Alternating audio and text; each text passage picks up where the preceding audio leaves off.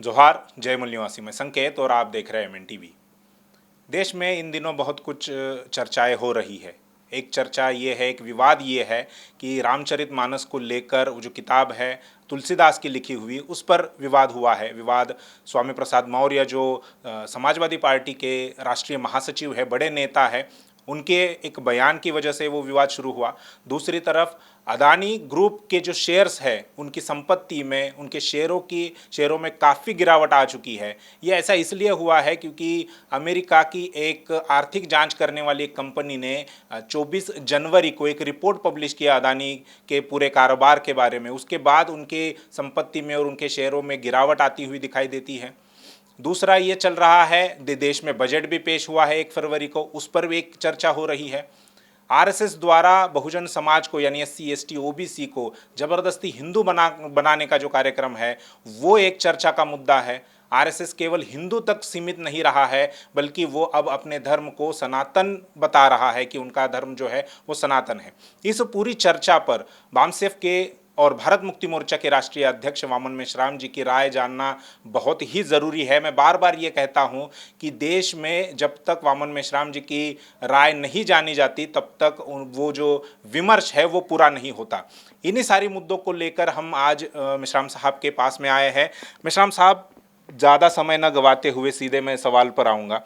रामचरितमानस जो किताब तुलसीदास जी ने लिखी है, इस किताब पर विवाद शुरू हुआ है। विवाद जो है वो स्वामी प्रसाद मौर्य, समाजवादी पार्टी के बड़े नेता है, राष्ट्रीय महासचिव है, उनकी तरफ से, उनके एक बयान से वो विवाद शुरू हुआ है। उनका बयान मैं आपके लिए पढ़ना चाहूँगा, आपने वो पढ़ा भी होगा अखबारों में। वो ये कहते हैं कि कई करोड़ लोग रामचरितमानस को नहीं पढ़ते, सब बकवास है जिसे तुलसीदास ने अपनी खुशी के लिए लिखा है। सरकार को रामचरितमानस के आपत्तिजनक अंश को हटा देना चाहिए या पूरी किताब को ही बैन कर देना चाहिए। जहाँ तक आपत्तिजनक अंश की बात है, उनका इशारा उस चौपाई की तरफ है जहाँ पर तुलसीदास ने ये लिखा है कि ढोल गवार शूद्र पशु नारी ये सब है ताड़न के अधिकारी। इस पूरे विवाद पर जो अभी चल रहा है, उस पर आपका क्या कहना है? पहली बात तो ये है कि अखिलेश यादव जिस समाजवादी पार्टी के प्रमुख है, उस पार्टी के द्वारा जिस तरीके से विमर्श किया जा रहा है इन मुद्दों पर, उनका कोई ट्रैक रिकॉर्ड ऐसा नहीं है कि वो इस तरह के विषयों को टच करें। अभी ये बात चर्चा का विषय है कि वो इस तरह के मुद्दों पर इस तरीके से राय व्यक्त कर रहे हैं जो पहले कभी उनके पार्टी के द्वारा व्यक्त नहीं हुई है। केवल ये भी नहीं कह सकते कि ये स्वामी प्रसाद मौर्य जी के द्वारा कहा गया, क्योंकि देखने में ये आया है कि अखिलेश यादव भी उस चर्चा में कूद पड़े हुए हैं। पार्टी के प्रवक्ता की तरफ से भी एक बयान आया है कि उन चौपाइयों को जो आपत्तिजनक है उनको हटा देना चाहिए। तो ये इसका मतलब ये है कि पार्टी के तरफ से अब ये लाइन ली जा रही है। ये निश्चित रूप से राजनीतिक मकसद को ध्यान में रखते हुए ये किया जा रहा है, ऐसा मुझे लगता है। क्योंकि पिछले चुनाव में समाजवादी पार्टी को 32% वोट पड़े और 40-41% वोट जो है बीजेपी को पड़े, तो 8-9% वोट का अंतर है। और ये 8-9% वोट का अंतर जो है वो कैसे भरपाई होगा, और यदि नहीं होगा तो समाजवादी पार्टी को लोकसभा के चुनाव में भी पराजय का सामना देखना पड़ सकता है। इस बात को ध्यान में रखते हुए संभवतः वो नया विमर्श, नई चर्चा, जिस तरह की चर्चा वो पहले कभी नहीं करते थे, ऐसी चर्चा हो रही है, ऐसा कहा जा सकता है। क्योंकि वो इस तरह का अप्रोच समाजवादी पार्टी का पहले कभी नहीं रहा है, मुलायम सिंह यादव के भी समय में नहीं रहा है और अखिलेश यादव के समय में भी नहीं रहा है। क्या आप ये कह रहे हैं कि ब्राह्मण लोगों को जो मतलब उनके विरोध वाला या उनको दुख ना पहुँचे, ऐसा अभी स्टैंड ले रहे हैं चुनाव हारने के बाद? हाँ, मतलब उनको ऐसा उनके व्यवहार से ऐसा लग रहा है, अखिलेश यादव और स्वामी प्रसाद मौर्य की स्टेटमेंट से ऐसा लग रहा है कि ब्राह्मण लोग तो आरएसएस और बीजेपी के समर्थन में है उत्तर प्रदेश में। उनके इंटरनल समीक्षा में भी ये बात आती होगी। तो ब्राह्मणों को खुश करने वाली बात कहने से कोई वोट तो मिलने वाला नहीं है। तो इसलिए उन लोगों को खुश करने के लिए, जो तमाम प्रकार के बैकवर्ड लोग हैं, उन लोगों को खुश करने के लिए शायद ये बात वो कह रहे हो, ऐसा लग रहा है। अन्यथा इसमें मैं दो बातें और कहना चाहूँगा। एक तो अगर उन्होंने विचारधारा का ट्रैक चेंज किया है तो ये खुशी की बात है, क्योंकि ये ट्रैक जो है तमाम बैकवर्डों के लिए लिया जाना चाहिए था और पहले लिया जाना चाहिए था, मगर समाजवादी पार्टी ने ऐसा कोई ट्रैक लिया नहीं विचारधारा का, ये दृष्टिकोण नहीं धारण किया है। तो ये अभी उन्होंने किया है तो ये खुशी की बात है और अच्छी बात है, ऐसे कहा जा सकता है। और इस बात का समर्थन भी किया जा सकता है कि हाँ, वो उन्होंने ट्रैक अगर चेंज किया है तो ये अच्छी बात है, समर्थनीय बात है। मगर ये इसके समर्थन से या ऐसा कहने से ही ये जो 8-9% या 8-10% वोट का गैप फुलफिल हो जाएगा, ऐसा मुझे नहीं लगता है। अखिलेश यादव को और अपने स्वामी प्रसाद मौर्य जी को और समाजवादी पार्टी को पूरी स्ट्रेटेजी बनानी पड़ेगी लोकसभा के लिए भी, और जो आने वाले समय में विधानसभा का चुनाव यूपी में होगा उसकी शुरुआत, उस स्ट्रेटेजी की शुरुआत उनको लोकसभा के चुनाव में करनी चाहिए, ऐसा मेरा मानना है। मगर उनको, उनकी पार्टी है, वो लोग अपने तरीके से उसके फैसले लेने के लिए वो हकदार है और आज़ाद है। मगर केवल इस तरह के टोने टोटके करने मात्र से 8-10% वोट का भरपाई हो जाएगी, ऐसा मुझे लगता नहीं है। आप इसको टोने टोट के बता रहे हैं, लेकिन चर्चा ये है क्योंकि समाजवादी पार्टी के आधिकारिक जो प्रवक्ता है उनकी तरफ से भी स्वामी प्रसाद मौर्य का एक प्रकार से समर्थन किया गया, तो चर्चा भी ये चल रही है कि समाजवादी पार्टी जो है वो 2024 के लोकसभा चुनाव से पहले मंडल कमंडल की राजनीति करना चाहती है। तो इसको लेकर मेरे दो सवाल हैं। एक पहला सवाल तो ये है कि क्या यानी इस पर आपकी क्या राय है, जो मंडल कमंडल की राजनीति वो कर रहे हैं, हालांकि उसका आधा जवाब तो आपने दे ही दिया है। और दूसरा मेरा सवाल ये है कि क्या इस प्रकार की राजनीति का, क्योंकि 3 दशक पुरानी वो राजनीति है, माननीय कांचीराम जी और मुलायम सिंह यादव जब राजनीति कर रहे थे तब की वो बात है, 3 दशक बाद क्या इस प्रकार की राजनीति से समाजवादी पार्टी को या समूचे बहुजन समाज को कुछ फायदा मिलेगा या नहीं? नहीं, अखिलेश यादव के पिताश्री मुलायम सिंह यादव ऐसा मानते थे और उनके व्यवहार में ऐसा लगता था कि शेड्यूल कास्ट के लोग और बैकवर्ड क्लासेस के लोग इकट्ठा आए बगैर हमें वहाँ सफलता मिलने वाली नहीं। ये प्रयोग अखिलेश यादव ने भी मायावती के साथ करके देखा है। मगर चूंकि दोनों मुख्यमंत्री पद के दावेदार है, इसलिए दोनों में से एक को फिर विड्रॉ करना पड़ेगा। तो दोनों लोग जो है वो इसके लिए विड्रॉ करने के लिए तैयार नहीं है। तो इसलिए वो टकराव तो विभाजन में रूपांतरित हो गया है। इसलिए अखिलेश यादव को इसका कोई न कोई तोड़ ढूंढना होगा, इसका कोई न कोई तोड़ ढूंढना होगा, अन्यथा ये 10% वोट जो है इसकी भरपाई होने की संभावना मुझे नहीं लग रही है। और ये टोना टोटका इसलिए मैं कह रहा हूँ क्योंकि केवल इस तरह के बयानबाजी से 10% वोटों की भरपाई हो जाएगी नहीं होगी, इसलिए मैं टोना टोटका कह रहा। जो मेरे पास अपना थोड़ा तजर्बा है, अनुभव है, उसके आधार पर ये 32% जो वोट है उनको मिला है, ये मतलब ऐसा इसके पहले कभी कोई समाजवादी पार्टी का रिकॉर्ड नहीं रहा। वो ज़्यादा से ज़्यादा 30% तक का है। 32% ये बहुत ज़्यादा, मतलब लास्ट तक अभी मतलब हो गया है, सेचुरेशन आ गया है। अभी इससे आगे उनको भी शायद एहसास है कि इससे आगे बढ़ाया कैसे जाए। जी। तो वो इसी के तहत ये बातें हो रही हैं, क्योंकि ये लाइन समाजवादी पार्टी की कभी नहीं रही। ब्राह्मणों के धर्म ग्रंथों को या ब्राह्मणों के आइडियल्स को टारगेट करने की पॉलिसी कभी रही नहीं समाजवादी पार्टी की। मगर अभी ये उनको मिली है, तो अभी वो उन्होंने ये ट्रैक चेंज किया है, तो निश्चित रूप से रणनीति बनाकर, पहले रणनीति बनाई होगी, दूसरी बार तो केवल इतना बयान देने मात्र से 10% वोटों की भरपाई हो जाएगी, ऐसा मुझे नहीं लगता। यानी इस प्रकार के देखो, 12% वोट मायावती के पास है, तो मेरा ऐसा मानना है कि अखिलेश यादव और समय प्रसाद मौर्य या समाजवादी पार्टी के लोगों ने जो स्ट्रेटेजी प्लान की वो ये है कि मायावती के पास में 30% वोट थे, उसमें से अभी 12% रह गए। अब ये 12% में से हम लोगों को अपने तरफ वोट लेने हैं, बीजेपी के वोट लेने हैं। इसके लिए ये, क्योंकि ये लाइन बीजेपी के वोट काटने वाली लाइन नहीं है, ये लाइन जो है मायावती के वोट काटने वाली लाइन है, जो मैं समझ रहा हूँ।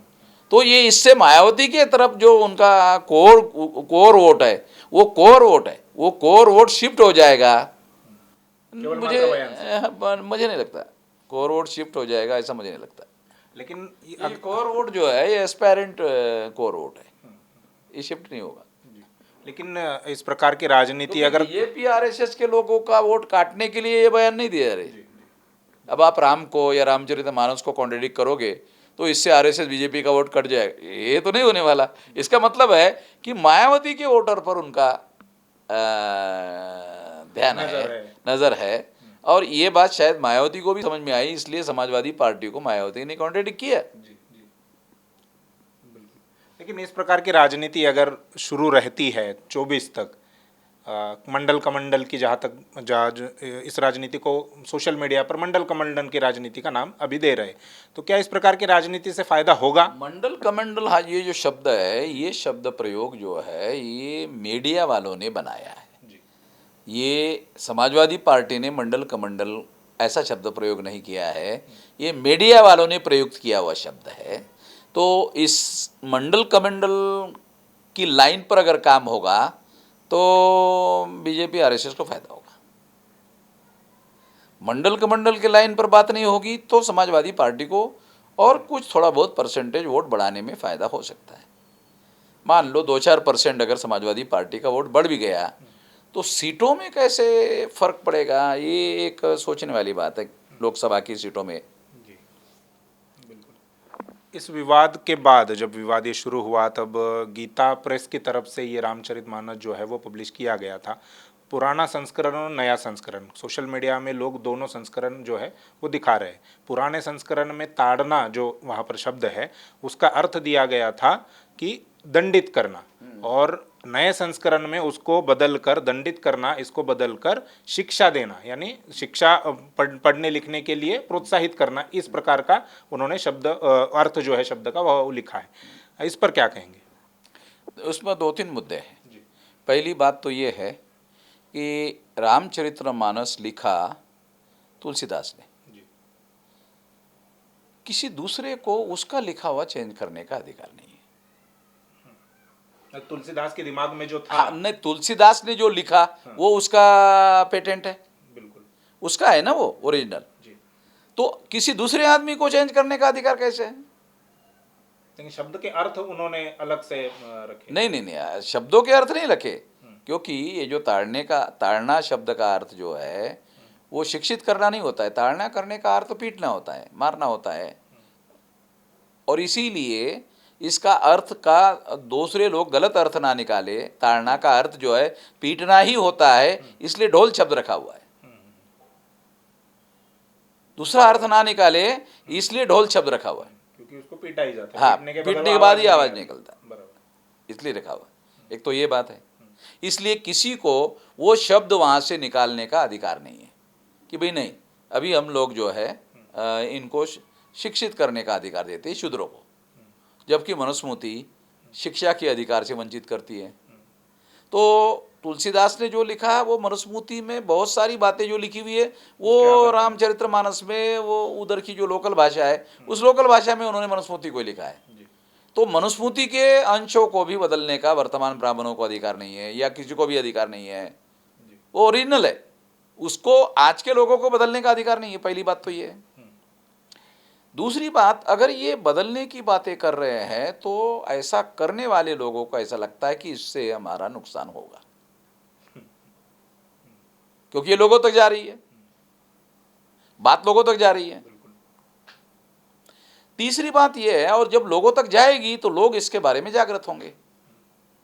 तीसरी बात यह है कि कभी भी पिछड़े वर्ग के लोगों ने ब्राह्मणों के धर्म ग्रंथों को कॉन्ट्रडिक्ट करने का काम जो है यूपी में अखिलेश यादव की पार्टी के तो कभी भी नहीं किया,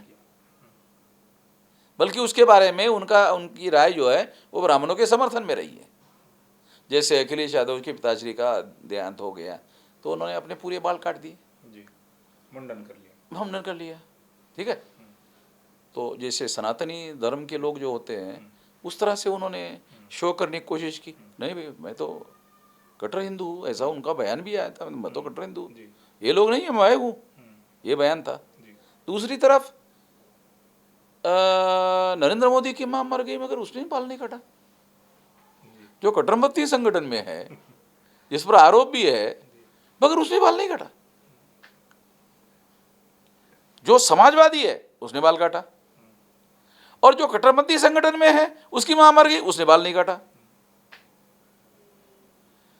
उसने बाल नहीं काटा फिर भी वो सनातनी है, और जिसने बाल काटा वो समाजवादी है। तो ये थोड़ा, ये जो समाजवादी पार्टी का जो ट्रैक रिकॉर्ड है वो ऐसा नहीं है, इसलिए वो अभी ऐसा जो कर रहे हैं, मतलब अपना ट्रैक चेंज कर रहे हैं, और ब्राह्मणों के धर्म ग्रंथों में शूद्रों के बारे में जो बहुत सारी बातें लिखी हुई है उसके विरोध में कॉन्ट्रडिक्ट करने का काम कर रहे हैं, वो एक अच्छा काम कर रहे हैं। अगर वो ट्रैक रेट में चेंज कर रहे हैं तो अच्छी बात कर रहे हैं, हम लोग उनका समर्थन करेंगे इस बात का। मगर ये राजनीतिक भूमिका है, ये आने वाले चुनाव में वोट हासिल करने के लिए ली हुई भूमिका है, ये पॉलिटिकल स्टैंड है, ये कोई मौलिक रूप से वैचारिक स्टैंड उन्होंने लिया है ऐसा मुझे नहीं लगता। अगर उन्होंने ऐसा किया तो ज़्यादा बेहतर रहेगा, उत्तर प्रदेश के नहीं देश के लिए काफ़ी अच्छा रहेगा, उसका हम समर्थन कर सकते हैं। और ये तो हम लड़ाई लड़ ही रहे हैं, हम तो लड़ाई लड़ ही रहे हैं। आखिरी बात ये कि ब्राह्मणों के जो धर्मशास्त्र है उसमें ओबीसी के लोगों को शूद्र कहा गया है, जो शेड्यूल कास्ट है वो तो अछूत है। बाबा साहब आम्बेडकर जो इसके प्रकांड पंडित थे, इस शास्त्रों के और इसके अध्ययन करता है समाज शास्त्र के भी, वो कहते हैं शेड्यूल कास्ट के लोग आउट कास्ट है, वर्ण व्यवस्था के बाहर के लोग हैं। तो जो शूद्र वर्ण व्यवस्था के अंदर है वो वही ओबीसी है, वही पिछड़ा वर्ग है। और ये बात अखिलेश यादव उठा रहे, ये बात स्वामी प्रसाद मौर्य उठा रहे, तो ये अच्छी बात है। अगर वो उठा रहे हैं अच्छी बात है कि वो उनमें अभी सुधार आ रहा है, ऐसा कहा जा सकता है। मगर ये बात, ये विमर्श केवल पॉलिटिकल नहीं होना चाहिए। जैसे आपने कहा कि समाजवादी पार्टी का पुराना कोई ऐसा ट्रैक रिकॉर्ड नहीं है कि जिन्होंने ब्राह्मणों की मान्यताओं को नकारने का या चैलेंज देने का काम किया। उसी प्रकार से आधुनिक भारत, मतलब जैसे 1950 के बाद जो है वो बहुत बड़े पैमाने पर ओबीसी नेताओं ने उनको चैलेंज किया, खासकर राजनीतिक नेताओं ने ब्राह्मणों की मान्यताओं को चैलेंज करने का काम किया। ऐसा भी कोई ट्रैक रिकॉर्ड नहीं है, इसलिए इनकी जो बात है वो सारे बहुजन समाज के लोग जो है उसका स्वागत ही कर रहे हैं।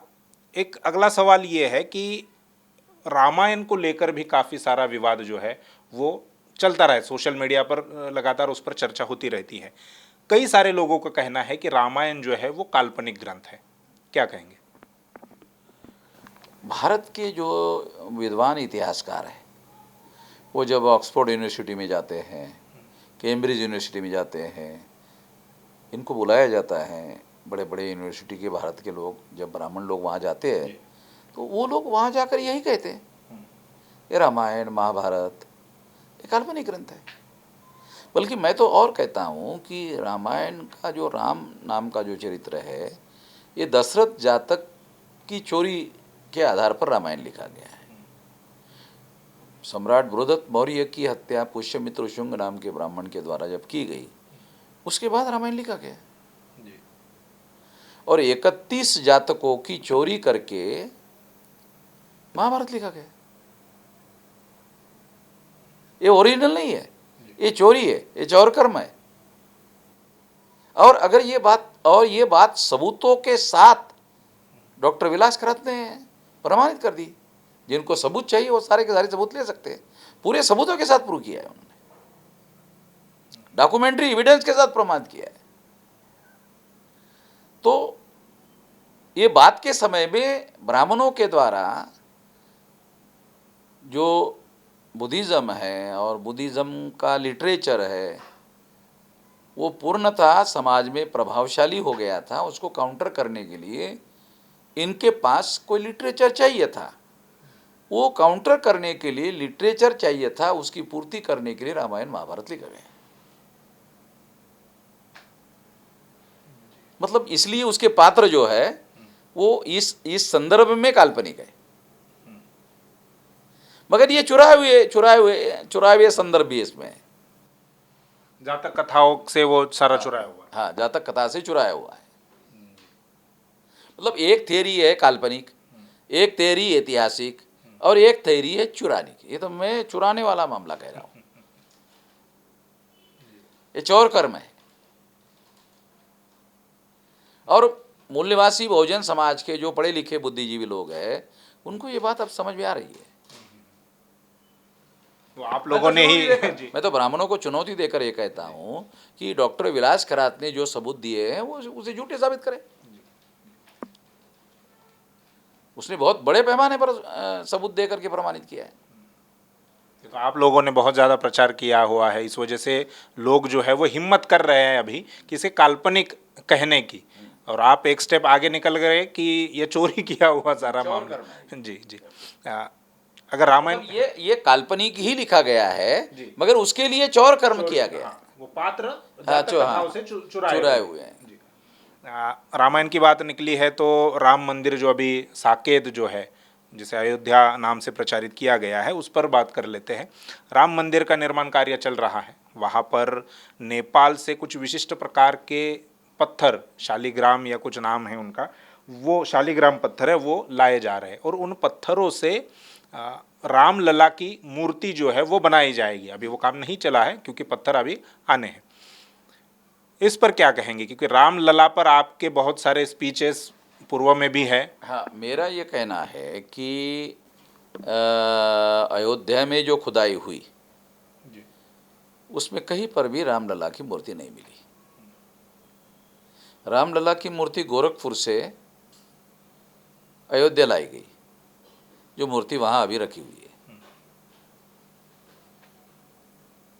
इसका मतलब गोरखपुर से वहाँ लाई गई तो वहाँ नहीं, अयोध्या में नहीं मिली है। दूसरा, अयोध्या का ओरिजिनल नाम अयोध्या नहीं है, जैसे अभी आपने कहा। क्या कहा शब्द? साकेत। तो हिस्टोरिकल नाम है ये। साकेत जो है वो हिस्टोरिकल नाम है, और जो रामायण लिखा गया वो रामायण में अयोध्या है। रामायण में अयोध्या है। वहाँ आज भी साकेत यूनिवर्सिटी है। हाँ, साकेत है। साकेत की ही मान्यता है उत्तर प्रदेश में। अभी ये लोग, इनके पास सत्ता आई है, केंद्र में भी राज्य में भी, तो वो नाम बदलने की कोशिश कर रहे हैं, मगर उससे इतिहास तो नहीं बदला जा सकता ना। इतिहास तो इतिहास है, तो इस बात को नहीं माना जा सकता।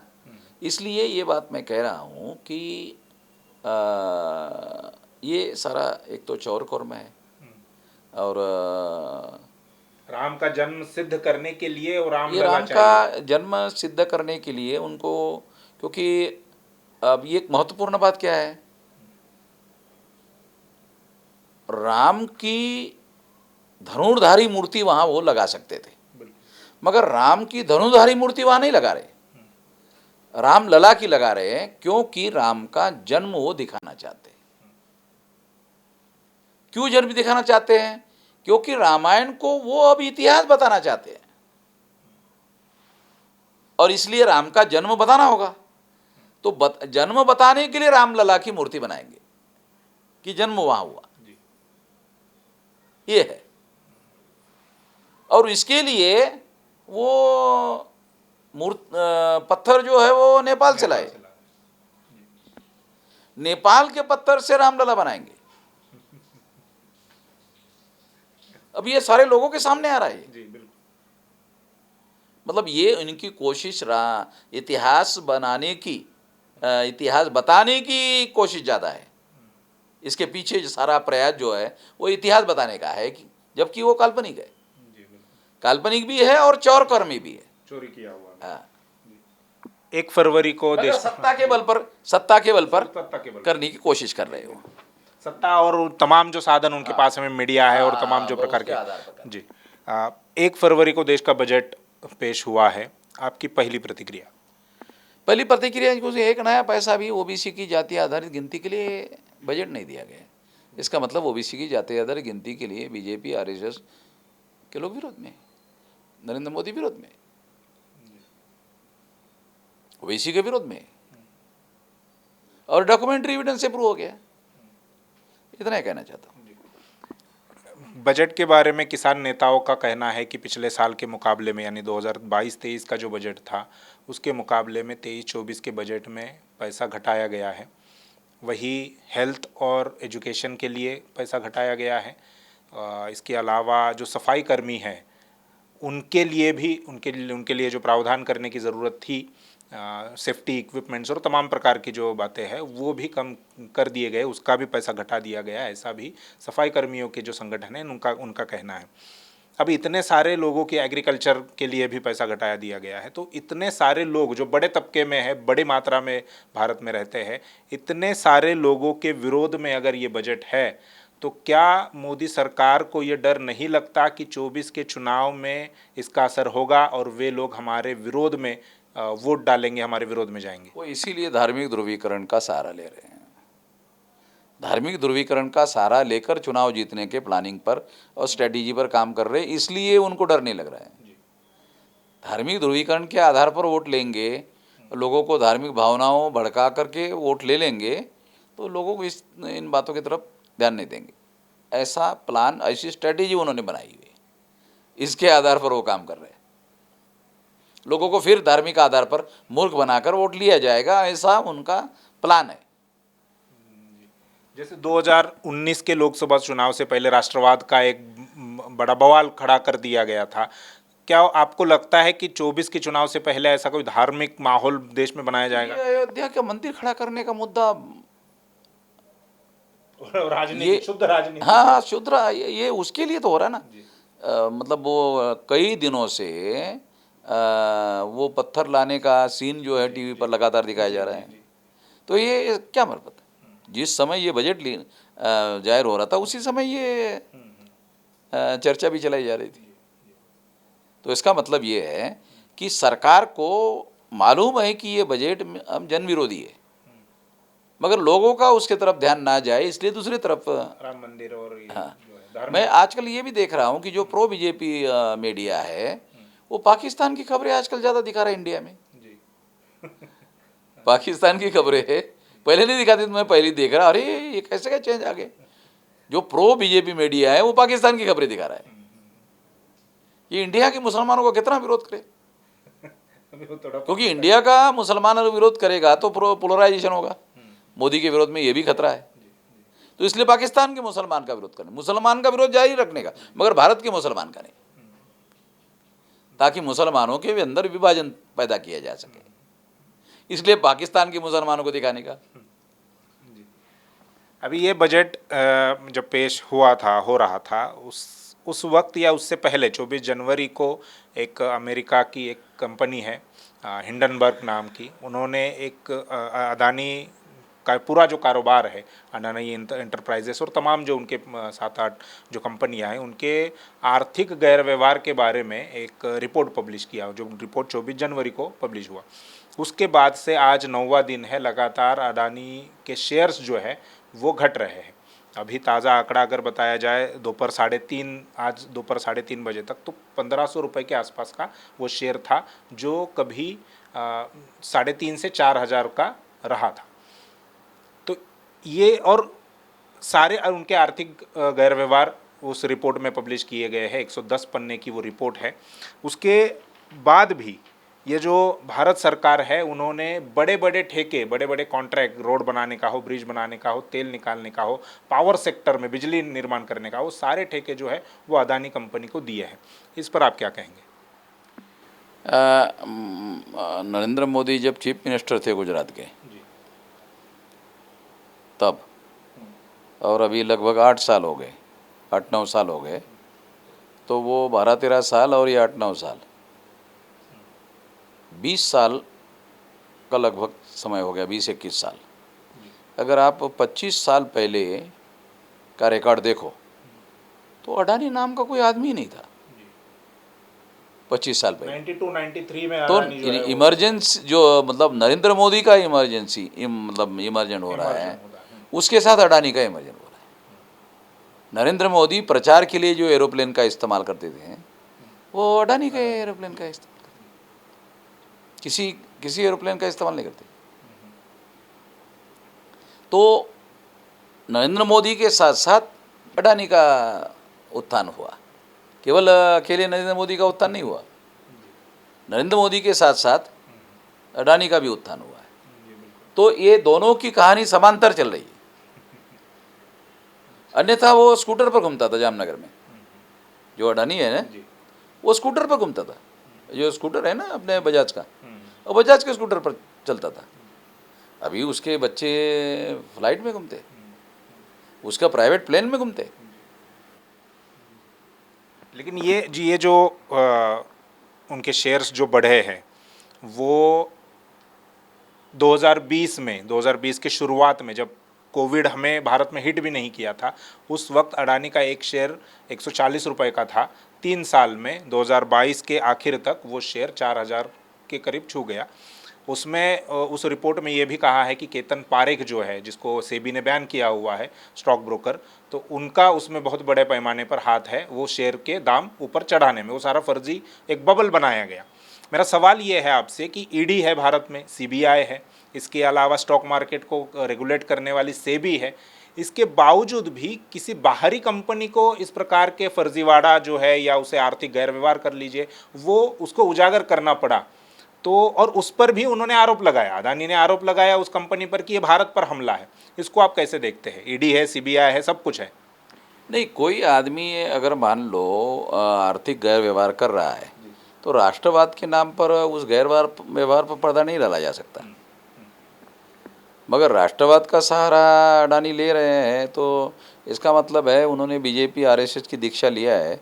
एक ही लाइन। हाँ, दीक्षा लिया है, उनकी सदस्यता स्वीकार किया है। उसी के लाइन में केवल वो उद्योग का ही काम नहीं कर रहे, बल्कि पार्टी का ही काम कर रहे हैं। ऐसा उसका मीनिंग हो रहा है, ऐसा लग रहा है। हाँ, गलत काम करो और राष्ट्रवाद का नाम दो। राष्ट्रवाद के नाम पर उसको दबाओ, ये राष्ट्र पर आक्रमण है। सवाल ये नहीं है राष्ट्र पर आक्रमण का कि ये आपको ये आरोप है, ये आरोप है, ये आरोप है, तो उसकी जांच होना चाहिए।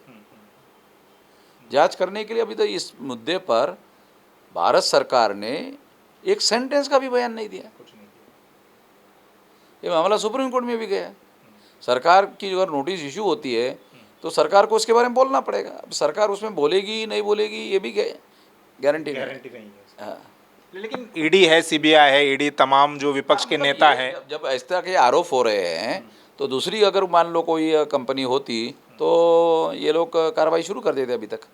मगर अडानी के बारे में किसी प्रकार की कोई कार्रवाई होती हुई, कार्रवाई करने के बारे में सोच रही है सरकार, ऐसा भी नहीं लग रहा है।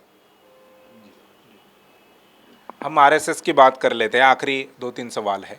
आरएसएस जो है वो हिंदू के नाम पर सभी लोगों को, मतलब उनके सरसंघ चालक हो या सहकार्यवाहक जो है उनके दत्तात्रेय होसबले, उनका भी बयान है कि सभी हिंदू है, सभी भारतीय हिंदू हैं। हिंदू के अलावा उन्होंने एक नया शब्द, नया नहीं है, पुराना ही है, लेकिन वो अभी नए से प्रचार में ला रहे कि हम सनातन धर्मी हैं। उनके धर्म को वो सनातन बता रहे। तो एक तो हिंदू और दूसरा सनातन, ये जो दो शब्द प्रचार में लाए जा रहे हैं उस पर आप क्या कहेंगे? पहला मुद्दा तो वेद, श्रुति, स्मृति, पुराण, रामायण, महाभारत, गीता, ये जो ब्राह्मणों के जितने धर्म ग्रंथ है, इनमें से कहीं पर भी हिंदू शब्द नहीं है। दूसरा, हिंदू शब्द संस्कृत भाषा का नहीं है, हिंदू शब्द हिंदी भाषा का नहीं है, हिंदू शब्द भारत के किसी भारतीय भाषा का भी नहीं है। हिंदू शब्द पर्शियन भाषा का है, जिसका अर्थ होता है चोर, डाकू, लुटेरा। डिक्शनरी मीनिंग है ये, रिकॉर्डेड। तो ये हिंदू मुसलमान का दिया हुआ शब्द है।